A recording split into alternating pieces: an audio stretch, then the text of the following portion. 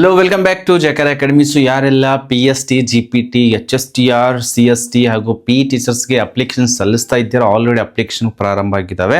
ಹಾಗೂ ಕನ್ನಡ ಮಾಧ್ಯಮ, ಗ್ರಾಮೀಣ ಮಾಧ್ಯಮ ಹಾಗೂ ಜಾತಿ ಮತ್ತು ಆದಾಯ ಪ್ರಮಾಣ ಪತ್ರಕ್ಕೆ ಸಂಬಂಧಿಸಿದಂತೆ ಹಲವಾರು ಡೌಟ್ಸ್ ಇನ್ನೂ ಸಹಿತ ಇದ್ದಾವೆ.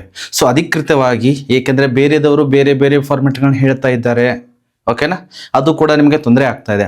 ಅಧಿಕೃತವಾಗಿ ಹೇಗೆ ಮಾಡಿಸ್ಬೇಕು, ಏನನ್ನು ಮಾಡಿಸ್ಬೇಕು, ನೋಟಿಫಿಕೇಶನಲ್ಲಿ ಏನಿದೆ, ಯಾವುದನ್ನು ಅಧಿಕೃತವಾಗಿ ತೆಗೆದುಕೊಳ್ಬೇಕು, ಜಾತಿ ಮತ್ತು ಆದಾಯ ಪ್ರಮಾಣ ಪತ್ರಕ್ಕೆ ಸಂಬಂಧಿಸಿದಂತೆ ಕಡ್ಡಾಯವಾಗಿ ಉದ್ಯೋಗದ ಉದ್ದೇಶಕ್ಕಾಗಿ ಅಂತ ಮಾಡಿಸಲೇಬೇಕಾ ಎನ್ನುವಂಥದ್ದನ್ನು ಸಂಪೂರ್ಣವಾಗಿ ಈ ಒಂದು ವಿಡಿಯೋದಲ್ಲಿ ಚರ್ಚೆಯನ್ನು ಮಾಡೋಣ. ಸೊ ಅಧಿಕೃತವಾಗಿರುವಂತಹ ಸರ್ಕಾರ ಅಧಿಸೂಚನೆಗಳನ್ನು ಈ ಒಂದು ವಿಡಿಯೋದಲ್ಲಿ ತಂದಿದ್ದೀನಿ. ಏಕೆಂದರೆ ಮಾಹಿತಿ ನಾನು ನೀಡಬೇಕಾದ್ರೆ ಮ್ಯಾಕ್ಸಿಮಮ್ ಟ್ರೈ ಮಾಡ್ತೀನಿ ಅಧಿಕೃತವಾಗಿರುವಂತಹ ಮೂಲಗಳಿಂದನೇ ನಾನು ಅದನ್ನು ಹೇಳಬೇಕು ಎನ್ನುವಂಥದ್ದು. ಸೊ ಅದಕ್ಕಾಗಿ ಜೆಕೆಆರ್ ಅಕಾಡೆಮಿಯನ್ನು ಇನ್ನೂವರೆಗೂ ಯಾರೂ ಸಬ್ಸ್ಕ್ರೈಬ್ ಮಾಡಿಲ್ಲ, ದಯವಿಟ್ಟು ಅವರು ಜೆಕೆಆರ್ ಅಕಾಡೆಮಿನ ಸಬ್ಸ್ಕ್ರೈಬ್ ಮಾಡ್ಕೊಳ್ಳಿ ಹಾಗೂ ಈ ಒಂದು ವಿಡಿಯೋವನ್ನು ಕೊನೆವರೆಗೂ ವೀಕ್ಷಿಸ್ತಾ ಇರಿ. ಯೂಟ್ಯೂಬ್ ಆಯಿತು ಅಥವಾ ಇನ್ಸ್ಟಾಗ್ರಾಮ್ ಆಯಿತು, ಅದರ ಮೇಲೆ ಟೋಟಲಿ ಡಿಪೆಂಡ್ ಇರಬೇಡಿ. ನಿಮಗೂ ಕೂಡ ಅಧಿಕೃತ ಆದೇಶಗಳು ಇರ್ತವೆ, ಅದನ್ನು ಓದ್ಕೊಳ್ಳಿ. ಸೊ ಅದರ ತಕ್ಕಂತೆ ಏನೇನಿದೆ, ಗ್ರಾಮೀಣ ಮಾಧ್ಯಮದ ಬಗ್ಗೆ ಹಲವಾರು ಟೆನ್ಷನ್ಸ್ಗಳಿದ್ದಾವೆ. ಸರ್ ಫಾರ್ಮೇಟ್ ಯಾವ ಥರ ಬರಬೇಕು, ಕಮೆಂಟ್ಸ್ಗಳು ಬಹಳಷ್ಟು ಬರ್ತಾ ಇದ್ದಾವೆ, ಸರಿನಾ? ಸೊ ಹೇಗೆ ಮಾಡಬೇಕು ಅನ್ನುವಂಥದ್ದನ್ನು ನಾವು ನೋಡ್ತಾ ಸಾಗೋಣ. ಗ್ರಾಮೀಣ ಮಾಧ್ಯಮ ಇದು ಅಧಿಕೃತವಾಗಿರುವಂಥ ಸುತ್ತೋಲೆಯಲ್ಲಿ ಇರ್ತಕ್ಕಂಥದ್ದು, ಸರಿನಾ? ಎರಡು ಮೂಲಗಳು ಇದಾವನೆ. ನಮಗೆ ಒಂದು ನೋಟಿಫಿಕೇಶನ್ ರಾಜ್ಯಪತ್ರ ಬಿಡುಗಡೆ ಮಾಡಿರುವಂಥದ್ದು, ಇನ್ನೊಂದು ನಮ್ಮ CSS ಅಲ್ಲಿ ಏನು ಮಾಡಿದ್ದಾರೆ, ಕ್ವಶನ್ ಆನ್ಸರ್ FAQsಗಳನ್ನು ಸಹಿತ ಬಿಡುಗಡೆ ಮಾಡಿದ್ದಾರೆ. ಇದರಲ್ಲಿ ಹಾಗೂ ಅದರಲ್ಲಿ ವ್ಯತ್ಯಾಸಗಳಿದ್ದಾವೆ. ಅದನ್ನು ಏನೆನ್ನುವುದನ್ನು ಹೇಳ್ತೀನಿ. ಫಸ್ಟಿಗೆ ನೋಟಿಫಿಕೇಶನ್ ರಾಜ್ಯಪತ್ರದಲ್ಲಿ ಏನೇನು ನೀಡಿದ್ದಾರೆ ನೋಡಿ.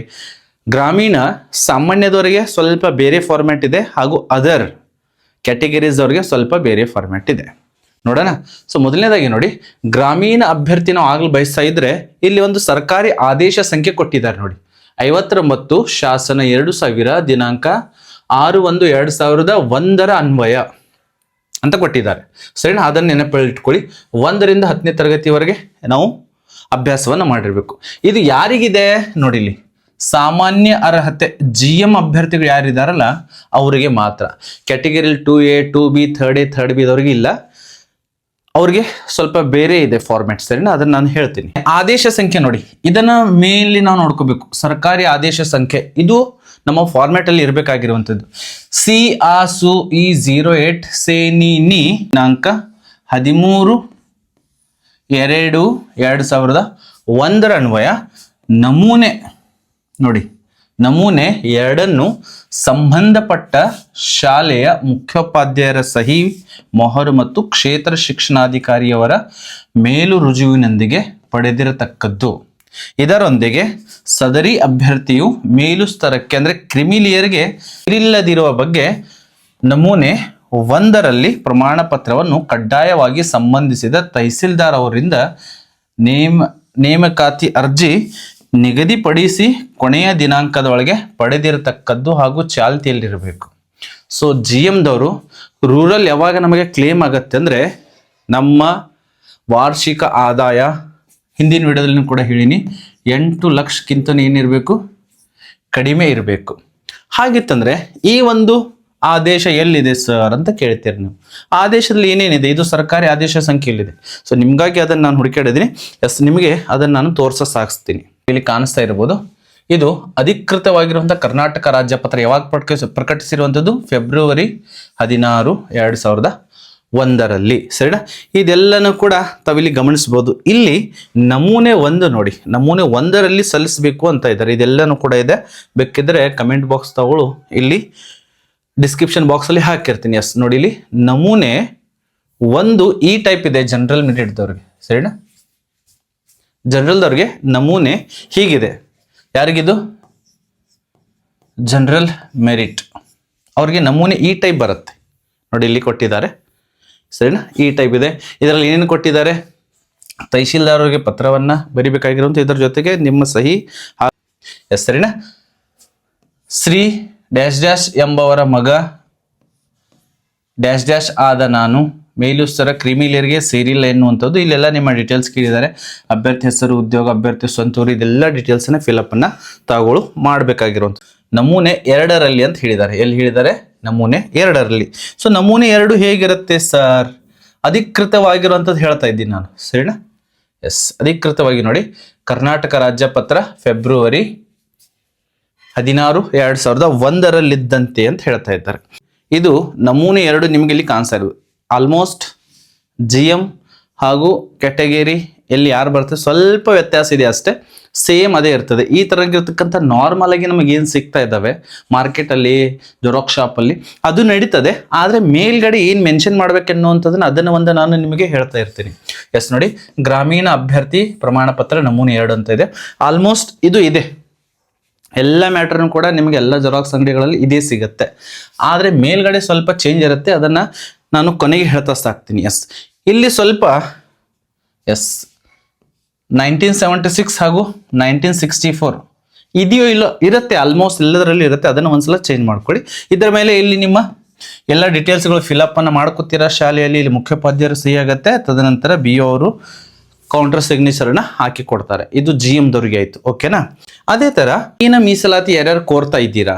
ಗ್ರಾಮೀಣ ಮೀಸಲಾತಿ ಯಾರ್ಯಾರು? ಪ್ರವರ್ಗ 1 ಆಗಿರ್ಬಹುದು, SC STನೂ ಆಗಿರಬಹುದು. ಪ್ರವರ್ಗ 1, 2A, 2B, 3A, 3B ಸೇರಿದ ಅಭ್ಯರ್ಥಿಗಳು ಸರ್ಕಾರಿ ಆದೇಶ ಸಂಖ್ಯೆ, ಸರಿನಾ, DPR 96 CNE 2005 ದಿನಾಂಕ 10/8/2005 ನೀಡಿರುವ ನಮೂನೆ 2 ನೋಡಿ, ಸ್ವಲ್ಪ ಬದಲಾವಣೆ ಇದೆ ಅಷ್ಟೇ, ಓಕೆನಾ?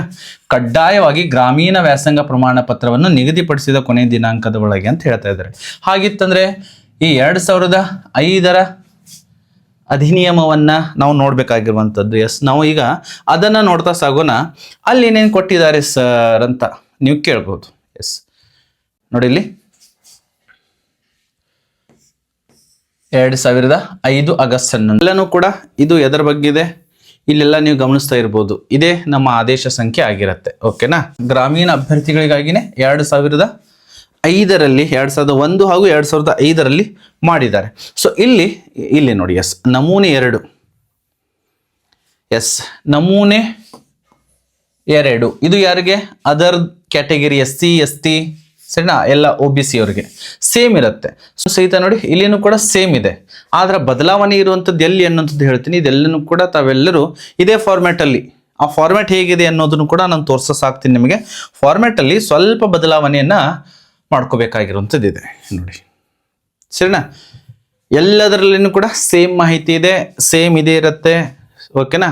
ಇದು 1976 ಪೌರ ಸಭೆಗಳ ಅಧಿನಿಯಮ 1964 ಅಡಿಯಲ್ಲಿ ಒಂದು ದೊಡ್ಡ ನಗರ ಪ್ರದೇಶ ಸಣ್ಣ ನಗರ ಪ್ರದೇಶದ ಪರಿವರ್ತನಾ ಹಂತದಲ್ಲಿ ಹೊರತು ಇದೆಲ್ಲನೂ ಕೂಡ ಸೇಮ್ ಇದೆ, ಓಕೆನಾ? ಇಲ್ಲಿನೂ ಕೂಡ ಎಕ್ಸ್ಟ್ರಾ ಇದೆ, ಜನ್ಮ ದಿನಾಂಕ ಇದು ನಮಗೆ ಗೊತ್ತಾಗಲಿ ಅಂತ ಕೊಟ್ಟಿರ್ತೀವಿ. ಆದರೆ ಮೇನ್ ಟ್ವಿಸ್ಟ್ ಇರೋದು ಎಲ್ಲಿ ಅನ್ನುವಂಥದ್ದು ಇಲ್ಲಿ ಒಂದ್ಸಲ ತಾವುಗಳು ಚೆಕ್ ಮಾಡ್ಕೋಬೇಕಾಗಿರುವಂಥದ್ದು. ಏಕೆಂದರೆ ಹಲವಾರು ಗ್ರಾಮೀಣ ಹಾಗೂ ಕನ್ನಡ ಮಾಧ್ಯಮ ಅಭ್ಯರ್ಥಿಗಳು ಏನಿದಾವೆ, ಇಲ್ಲಿ ಏನು ಸಂಖ್ಯೆ ಇದಾವಲ್ಲ, ಮೆನ್ಷನ್ ಇದಾವೋ ಇಲ್ವೋ ಏನು, ಇಲ್ಲಿ ನೋಡಿ 2005 ಆಗಿರಬಹುದು, DPR ನಿಯಮ 13/2/2001 ಆಗಿರಬಹುದು. ಈ ಸಂಖ್ಯೆಗಳೇನಿದಾವ ಮೇಲ್ಗಡೆ ಇರಬೇಕಾಗಿರುವಂಥದ್ದು, ಸರಿನಾ? ಅಂದ್ರೆ ಇದಕ್ಕೆ ಸಂಬಂಧಿಸಿದಂತೆ ಇದು ಇದೆ ಎನ್ನುವಂಥದ್ದು, ಓಕೆನಾ? ಕ್ಲಿಯರ್ ಆಯ್ತಾ? ಏನು ಚೇಂಜಸ್ ಇಲ್ಲ, ಬರೀ ಎಲ್ಲಿ ಚೇಂಜ್ ಮಾಡ್ಕೊಳ್ಬೇಕಾಗಿದೆ ನಾವು. ಎಸ್, ಈ ಒಂದು ಮೇಲ್ಗಡೆ ಏನು ನಂಬರ್ಸ್ ಕೊಟ್ಟಿದ್ದಾರೆ ಸರ್ಕಾರದ ಅಧಿಸೂಚನೆಗಳೇನಿದಾವೆ ಅದು ಮೇನ್ಲಿ 13/2/2001 ಹಾಗೂ 10/8/2005 ಅಧಿಸೂಚನೆ, ಸರ್ಕಾರದ ಅಧಿಸೂಚನೆಗಳ ಪ್ರಕಾರ ಇದೆ ಅಂತ ಹೇಳಿ ನಮ್ಮ ನಮೂನೆ 2 ಗ್ರಾಮೀಣ ಅಭ್ಯರ್ಥಿ ವ್ಯಾಸಂಗ ಪ್ರಮಾಣ ಪತ್ರ. ಸೊ ಈ ಡೇಟ್ಸ್ ಅಧಿಸೂಚನೆಗಳು ಇರಬೇಕು, ಯಾಕಂದ್ರೆ ಹಲವಾರು ಕಡೆಗಳಲ್ಲಿ ಇದು ಇಲ್ಲ, ಸರಿನಾ? ಈ ಅಧಿಸೂಚನೆಗಳು ಇರಬೇಕಾಗಿರುವಂಥದ್ದಿದೆ. ವೈಟ್ ಅಲ್ಲಿ ಇರ್ಬೋದು, ಗ್ರೀನ್ ಶೀಟ್ ಅಲ್ಲಿ ಇರ್ಬೋದು, ಯೆಲ್ಲೋ ಶೀಟ್ ಅಲ್ಲಿ ಇರ್ಬೋದು, ಕಲರ್ ಡಸಂಟ್ ಮ್ಯಾಟರ್, ಓಕೆನಾ? ವೈಟ್ ಇದ್ರೆ ವೈಟ್ ಮಾಡಿಸ್ಕೊಳ್ಳಿ, ಸರಿನಾ? ಇಲ್ಲಿ ತಗೊಳ್ಳಿ, ಏನ್ ಮಾಡ್ತೀರಾ, ಇಲ್ಲಿ ನಿಮ್ಮ ಶಾಲೆ ಮುಖ್ಯೋಪಾಧ್ಯಾಯರ ಸಹಿ ಇರುತ್ತೆ, ತದನಂತರ ಇಲ್ಲಿ BO ಅವರ ಸಹಿ ಇರುತ್ತೆ, ಓಕೆನಾ? ಏನು ಅಂಜೋದಕ್ಕೆ ಹೋಗ್ಬೇಡಿ, ಕಾಮನ್ ಆಗಿರುವಂಥದ್ದು ಸೇಮ್ ಫಾರ್ಮ್ಯಾಟ್ ಇದೇ ಸಿಗತ್ತೆ ಎಲ್ಲ ಕಡೆನೆ.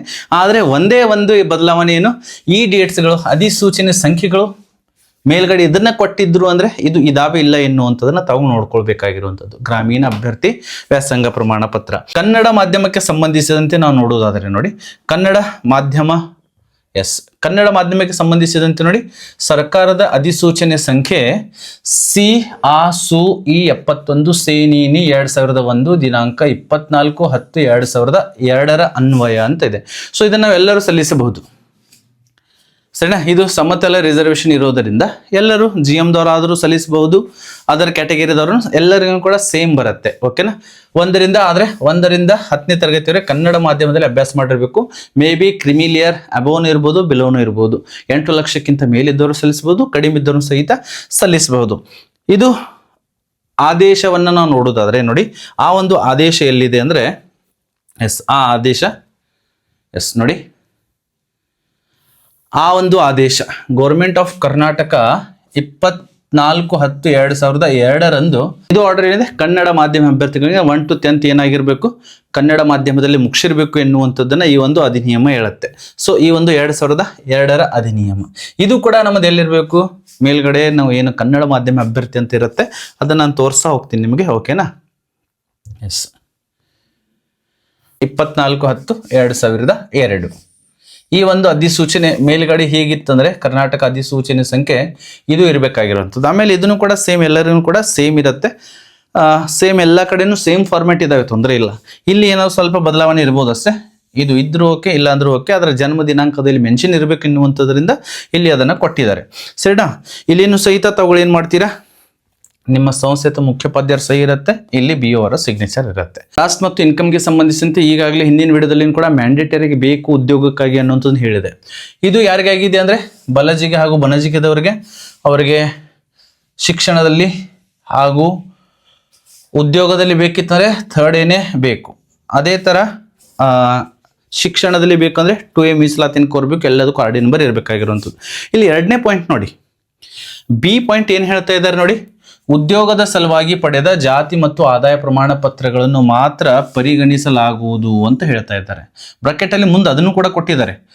ಶಿಕ್ಷಣ ಅಥವಾ ಇತರೆ ಸೌಲಭ್ಯಗಳಿಗೆ ಪಡೆದ ಜಾತಿ ಮತ್ತು ಆದಾಯ ಪ್ರಮಾಣ ಪತ್ರಗಳನ್ನು ಪರಿಗಣಿಸಲಾಗುವುದಿಲ್ಲ ಅಂತ ಹೇಳ್ತಾ ಇದ್ದಾರೆ. ಸರಿನಾ. ಇಲ್ಲಿ ಹೀಗೆ ಹೇಳ್ತಾ ಇದ್ದಾರೆ. ಇನ್ನೊಂದು ಕ್ವಶನ್ ಆನ್ಸರ್ಸ್ ಏನು ಡಿಪಾರ್ಟ್ಮೆಂಟ್ ಕಡೆಯಿಂದ ಬಿಡುಗಡೆ ಮಾಡಿದ್ದಾರೆ, ಅಲ್ಲಿ ಸ್ವಲ್ಪ ದ್ವಂದ್ವ ಇದೆ ನೋಡಿ, ಇಲ್ಲಿ ಸ್ವಲ್ಪ ಕನ್ಫ್ಯೂಷನ್ ಆಗತ್ತೆ. FAQs ಇದ್ದಾವೆ, ತಗೊಳ್ಳಿ, ವೆಬ್ಸೈಟಲ್ಲಿ ಕೂಡ ಚೆಕ್ ಮಾಡ್ಕೊಳ್ಬೋದು. ಇಲ್ಲಿ ನೋಡಿ, ನನ್ನ ಬಳಿ ಇರುವ ಜಾತಿ ಮತ್ತು ಆದಾಯ ವ್ಯಾಸಂಗಕ್ಕಾಗಿ ಎಂದು ನಮೂದಿಸಲಾಗಿದೆ, ಸದರಿ ಪ್ರಮಾಣ ಪತ್ರ ನೇಮಕಾತಿಗೆ ಸಲ್ಲಿಸಬಹುದು ಅಂತ ಕೇಳ್ತಾ ಇದ್ದಾರೆ.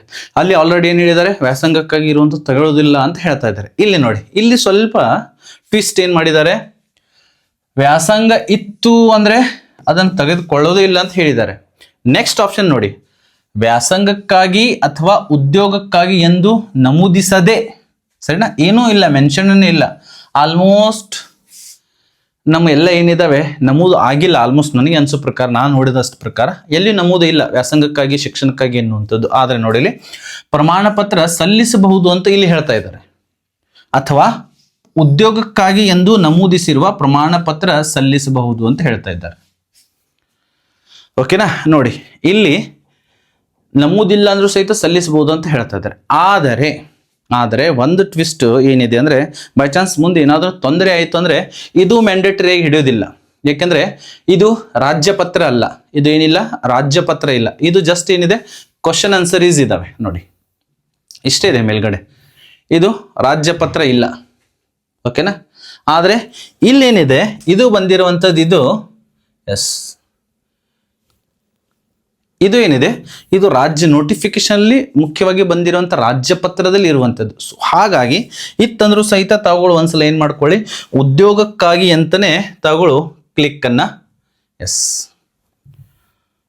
ಉದ್ಯೋಗಕ್ಕಾಗಿಯೇ ಅಂತ ಕಾಸ್ಟ್ ಆ್ಯಂಡ್ ಇನ್ಕಮನ್ನು ತೆಗೆದುಕೊಂಡು ಇಟ್ಕೊಳ್ಳಿ. ಎಲ್ಲರಾಗಿರ್ಬಹುದು, SC ST ಅವರಾಗಿರ್ಬೋದು, ಜೊತೆಗೆ ಅಲ್ಲಿ ABC ಅನ್ನೋದು ಕೂಡ ಪ್ರವರ್ಗಗಳು ಬರ್ತವೆ. ಎಲ್ಲ ಕ್ಯಾಟಗರಿದವರು ಸಹಿತ ಕಾಸ್ಟ್ ಇನ್ಕಮ್ ಯಾರ್ಯಾರು ಕ್ಲೇಮನ್ನು ಮಾಡ್ತಾ ಇದ್ದೀರಾ ಕಾಸ್ಟಲ್ಲಿ, ಅವರೆಲ್ಲರೂ ಕೂಡ ಏನು ಮಾಡಬೇಕಾಗಿರುವಂಥದ್ದು, ಇದನ್ನು ಉದ್ಯೋಗಕ್ಕಾಗಿ ಎನ್ನುವಂಥದ್ದು.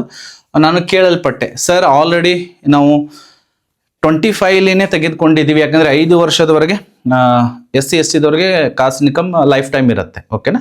ಆಮೇಲೆ ಅವರಿಗೆ ಮಿತಿ ಇಲ್ಲ, ಯಾವುದೇ ಥರನಾಗಿರ್ತಕ್ಕಂಥ ಆದಾಯ ಮಿತಿ ಇಲ್ಲ. ಇನ್ನು other category ಏನಿದ್ದೀರಾ, 2A 2B 3A 3B, ಇಲ್ಲಿ ಏನಿದೆ, ಇಲ್ಲಿ ಹೋದ ವರ್ಷ 5 ವರ್ಷದ ಇರುತ್ತೆ ನಮ್ಮದು ಪೀರಿಯಡ್, ಅದು ಒಂದು ಅಧಿಕೃತವಾಗಿ 5 ವರ್ಷ ಅದರ ಪರಿಗಣನೆಗೆ ಮಾಡ್ತೀವಿ, ಅಲ್ಲಿ ನಿಮ್ಮಲ್ಲಿ ಮೆನ್ಷನ್ನು ಕೂಡ ಇರುತ್ತೆ. ಆದರೆ ಹೋದ ವರ್ಷ ತಕ್ಕೊಂಡಿದ್ದೀವಿ ಅಥವಾ ಒಂದು ತಿಂಗಳ ಮುಂಚೆನೇ ತಕ್ಕೊಂಡಿದ್ದೀವಿ. ಇವಾಗ ಏನು ಬರ್ತಾ ಇದೆ, ಅಪ್ಲಿಕೇಶನ್ ಸಲ್ಲಿಸೋದಕ್ಕೆ ಹೋದರೆ ಆಲ್ರೆಡಿ ಯು ಆರ್ ರಿಜಿಸ್ಟರ್ಡ್ ಅಂತ ಬರ್ತಾ ಇದೆ, ಸರಿನಾ? ಸೊ ಇದು ಇವಾಗ ಜಸ್ಟ್ ನಮ್ಮ ಕಂದಾಯ ಇಲಾಖೆಯಿಂದ ಒಂದು ಫೋನ್ ಬಂದಿತ್ತು ನನಗೆ. ಏನು ಅಂದರೆ, ಸರ್ ಅದು ಕೊಟ್ಟಿರುವಂಥ ಆಪ್ಷನ್, ಎಡಿಟ್ ಆಪ್ಷನ್ ಏನು ಮಾಡಿದ್ದಾರೆ, ಡಿಸೇಬಲ್ ಮಾಡಿದ್ದಾರೆ, ಉದ್ಯೋಗ ಪರ್ಪಸನ್ನು ತೆಗೆದುಬಿಟ್ಟಿದ್ದಾರೆ ಎನ್ನುವಂಥದ್ದು ಕೇಳಿ ಬರ್ತಾ ಇದೆ. ಮೇ ಬಿ 1-2 ಡೇಸಲ್ಲಿ ಅದು ಕರೆಕ್ಷನ್ ಆಗ್ಬೋದು. ಆದರೂ ಸಹಿತ ಅಲ್ಲಿರ್ತಕ್ಕಂಥ ನಿಮ್ಮ ತಲಾಟಿಯವ್ರು ಯಾರಿದ್ದಾರೆ ಅಥವಾ ನಿಮಗೆ ಯಾರಾದರೂ ಪರಿಚಯದವ್ರು ಇದ್ದರೆ ಅವ್ರ ಕಡೆ ಅಪ್ಲಿಕೇಶನ್ ರೀರೈಸ್ ಮಾಡಿಸಿ, ಓಕೆನಾ? ಏನಾದರೂ ಎಡಿಟ್ಸ್ಗಳಿದ್ದರೆ ಆ ಒಂದು ಅಪ್ಲಿಕೇಶನಲ್ಲಿ ಅದು ರೀರೈಸ್ ಆಗುತ್ತೆ, ರೈಸ್ ಮಾಡ್ಬೋದು, ಇನ್ನೊಂದ್ಸಲ ಅಪ್ಲಿಕೇಶನ್ ರೈಸ್ ಮಾಡ್ಬೋದು. ಹೊಸದಾಗಿರುವಂಥ ಆರ್ ಡಿ ನಂಬರ್ ಬರುತ್ತೆ. ಹೊಸದಾಗಿರುವಂಥ ಆರ್ ಡಿ ನಂಬರ್ ಪರ್ಪಸ್ ಅಂತ ಏನಿದೆ ಅಲ್ಲಿ ಉದ್ಯೋಗ ಅಂತ ಮೆನ್ಷನ್ ಮಾಡಿ, ಓಕೆನಾ? ಹೀಗಿತ್ತಂದರೆ ವ್ಯಾಲಿಡ್ ಇರುತ್ತೆ. ಇಷ್ಟು ಡಾಕ್ಯುಮೆಂಟೇಶನ್ ಏಕೆ ಇಂಪಾರ್ಟೆಂಟ್ ಅಂದರೆ, ಬೈ ಚಾನ್ಸ್ ನಾವೇನಾದರೂ ಚೆನ್ನಾಗಿ ಅಭ್ಯಾಸವನ್ನು ಮಾಡಿ ಸೆಲೆಕ್ಷನ್ ಆದಮೇಲೆ ಡಾಕ್ಯುಮೆಂಟೇಶನ್ ಏನಿರ್ತದೆ, ಯಾಕಂದರೆ ನಾನು ಸೆಲೆಕ್ಷನ್ ಆದಾಗ ಒಂದು ಡಾಕ್ಯುಮೆಂಟೇಶನ್ ನಂದು ಹಾಗೆ ಆಗಿತ್ತು. ಸೊ ನಾನು ಸ್ವಲ್ಪ ಕಷ್ಟ ಅನುಭವಿಸಿದೆ ಅವಾಗ, ಓಕೆನಾ?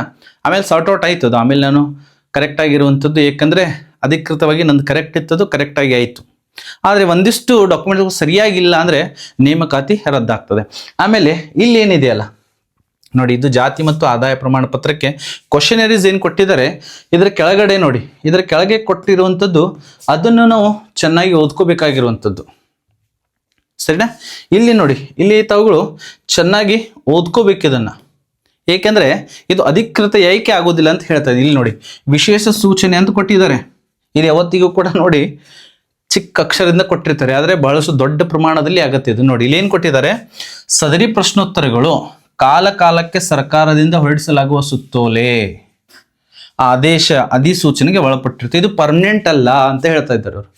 ಇದರಲ್ಲಿ ಮತ್ತೆ ಬದಲಾವಣೆಗಳು ಸಹಿತ ಆಗಬಹುದು. ಆದರೆ ಅಧಿಸೂಚನೆ ಏನಿದೆಯಲ್ಲ, ಅಧಿಸೂಚನೆ ರಾಜ್ಯಪತ್ರ, ಅದನ್ನು ಏನಾದರೂ ಚೇಂಜ್ ಮಾಡ್ಬೇಕಂದ್ರೆ ಇನ್ನೊಂದು ಅಧಿಸೂಚನೆ ತರಬೇಕು, ಇನ್ನೊಂದು ರಾಜ್ಯಪತ್ರನೇ ಹೊರಡಿಸ್ಬೇಕು ಅದಕ್ಕೆ, ಸರಿನಾ? ಇಲ್ಲಿ ಯಾವಾಗ ಬೇಕಾದಾಗ ಇಲ್ಲಿ ಏನಾದರೂ ಚೇಂಜ್ ಆದರೂ ಮಾಡ್ಕೋಬಹುದು ಅವರು ಕ್ವಶನರೀಸಲ್ಲಿ. ಸೊ ಅದಕ್ಕಾಗಿ ಯಾರೆಲ್ಲ ಅಪ್ಲೈನ ಮಾಡ್ತಾರೆ, ಈ ಒಂದು ಮಾಹಿತಿ ನಿಮಗೆ ಕನ್ನಡ ಮಾಧ್ಯಮ ಆಗಿರ್ಬೋದು, ನಿಮ್ಮ ರೂರಲ್ ಆಗಿರ್ಬೋದು, ಹಾಗೂ ಕಾಸ್ಟ್ ಇನ್ಕಮ್ಗೆ ಸಂಬಂಧಿಸಿದಂತೆ ಡೌಟ್ ಕ್ಲಿಯರ್ ಆಗಿದೆ ಅಂತ ನಾನು ಅನ್ಕೊಂತೀನಿ. ಏನಾದರೂ ಡೌಟ್ಸ್ಗಳು ಇದ್ದರೂ ಸಹಿತ ಆಮೇಲೆ ಇನ್ನೊಂದು ಕ್ಲಾರಿಫಿಕೇಶನ್ ಕೊಡ್ತಾ ಸಾಕ್ತೀನಿ. ಇನ್ನೊಂದು ಏನಂದರೆ, ಹಲವಾರು ಜನ ಮೆಸೇಜ್ನು ಕೂಡ ಮಾಡಿದ್ದೀರಾ, ಸರ್ ನಮ್ಮದು ಗ್ರೇಡಲ್ಲಿ ಇದೆ, ಸ್ಪೆಷಲಿ ಫಾರ್ ಕಂಪ್ಯೂಟರ್ ಸೈನ್ಸ್ಗೆ ಯಾರು ಮಾಡ್ಕೊಂಡು ಬಂದಿದ್ದೀರಾ, ಅವ್ರ BCA ಒಂದಿಷ್ಟು ಏನಿದ್ದಾವೆ ನೋಡಿ, ಅಲ್ಲಿ ಅದಕ್ಕೂ ಕೂಡ ಕೊಟ್ಟಿದ್ದಾರೆ. ಏನಪ್ಪ ಅಂತಂದರೆ, ನಿಮ್ಮ ಯೂನಿವರ್ಸಿಟಿ ಆರ್ ನಿಮ್ಮ ಕಾಲೇಜಸ್ಗಳೇನಿದ್ದಾವೆ ಅಲ್ಲಿ ಗ್ರೇಡ್ ಏನು ಟೇಬಲ್ ಇದೆ, ಆ ಚಾರ್ಟ್ ಏನಿದೆ, ಆ ಚಾರ್ಟನ್ನು ಬಳಸ್ಕೊಂಡು ಅದನ್ನು ಅಪ್ಲೋಡ್ ಮಾಡಬೇಕಾಗಿರುವಂಥದ್ದಿದೆ. ಆ ಚಾರ್ಟನ್ನು ಬಳಸ್ಕೊಂಡು ತಗೊಳ್ಳು ಗ್ರೇಡನ್ನು ಮಾರ್ಕ್ಸ್ಗೆ ಕನ್ವರ್ಟ್ ಮಾಡ್ಕೊಳ್ಬೇಕು. ಪ್ರತಿಯೊಂದು ಯೂನಿವರ್ಸಿಟಿಗೆ ಬೇರೆ ಬೇರೆ ಇದೆ, ಸರಿನಾ? ಪ್ರತಿಯೊಂದು ಕಾಲೇಜ್ಗೂ ಕೂಡ ಬೇರೆ ಬೇರೆ ಇದೆ. ಅದು ನಿಮ್ಮ ಕಾಲೇಜಲ್ಲಿ, ನಿಮ್ಮ ಯೂನಿವರ್ಸಿಟಿಯಲ್ಲಿ ಏನಿದೆ ಅನ್ನುವಂಥದ್ದನ್ನು ನೋಡಿಕೊಂಡು ಅದಾದ ಮೇಲೆ ಆ ಒಂದು ಗ್ರೇಡನ್ನು ಮಾರ್ಕ್ಸ್ಗೆ ಕನ್ವರ್ಟ್ ಮಾಡಿಕೊಂಡು ಮಾರ್ಕ್ಸನ್ನು ಎಂಟ್ರಿ ಮಾಡಬೇಕಾಗಿರುವಂಥದ್ದು ಅಪ್ಲಿಕೇಶನಲ್ಲಿ. ಸೊ ಈ ಒಂದು ವಿಡಿಯೋ ನಿಮಗೆ ಇಷ್ಟವಾಗಿದ್ದರೆ ಜಕಾರ್ ಅಕಾಡೆಮಿನ ತಪ್ಪದೇ ಸಬ್ಸ್ಕ್ರೈಬ್ ಮಾಡಿ, ಹಾಗೂ ಅತಿ ಹೆಚ್ಚಿಗೆ ಈ ಒಂದು ವಿಡಿಯೋನ ಶೇರ್ ಮಾಡಿ ಅಂತ ಹೇಳ್ತಾ ಮತ್ತೆ ನಾವು ಭೇಟಿಯಾಗೋಣ ಮುಂದಿನ ವಿಡಿಯೋದಲ್ಲಿ. ಜೈ ಹಿಂದ್.